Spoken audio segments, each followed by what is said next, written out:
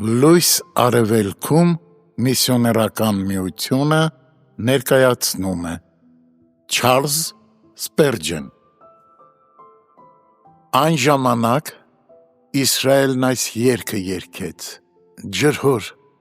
բխիր, երգեցեք նրա համար, թվոց 21:17։ Հայտնի էր անապատի այս ջրհորը, քանի որ դրա վերաբերյալ խոստում էր տրված։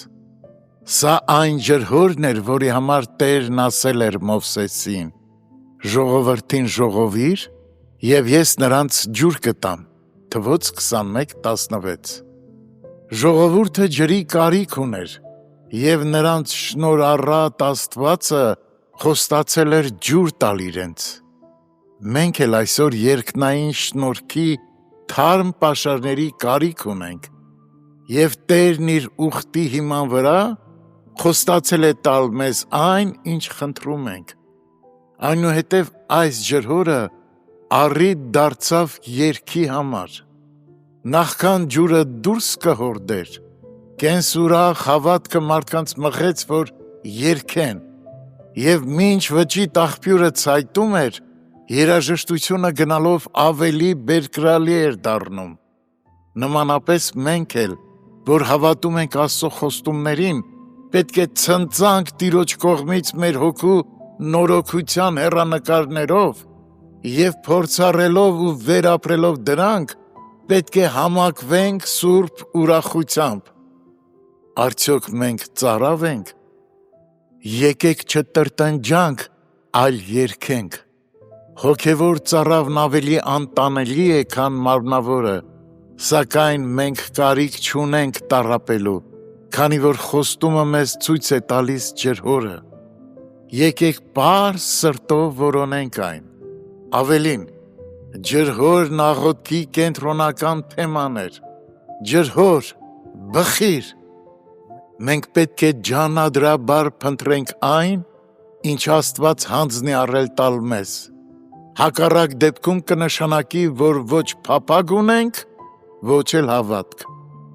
Եկեք այս երեկո խնդրենք, որ մեր սուրբ գրքի ընթերցանությունն ու աղոթքները դատարկ ձևականություն չլինեն, այլ շնորհքի աղբյուր մեր հոգիների համար։ Օ, թե Սուրբ Հոգի Աստվածը ներգործեր մեր մեջ իր կարող զորությամբ, լցնելով մեզ Աստծո ամբողջ լիությունով։ Վերջապես, ջրհորը տքնաջան աշխատանքի առարկա էր։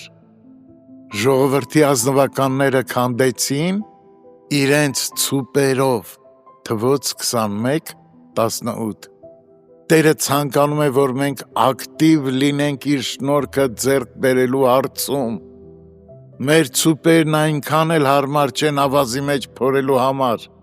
բայց մենք պետք է մեր լավագույն կարողությունների սահմաններում գործածենք դրանք։ Աղոթքը չպետք է անտեսվի, մեկտեղ հավաքվելը չպետք է թողնվի, Եբրայեցիս 10:25, և Աստծո կարգադրությունները պետք է հետևողականորեն կատարվեն։ Տերը պատրաստ է առատորեն տալու մեզ իր խաղաղությունը, սակայն ոչ երբեք նրանց, ովքեր անգործության են մատնված։ Եկեք ուրեմն ջանադրաբար փնտրենք նրան,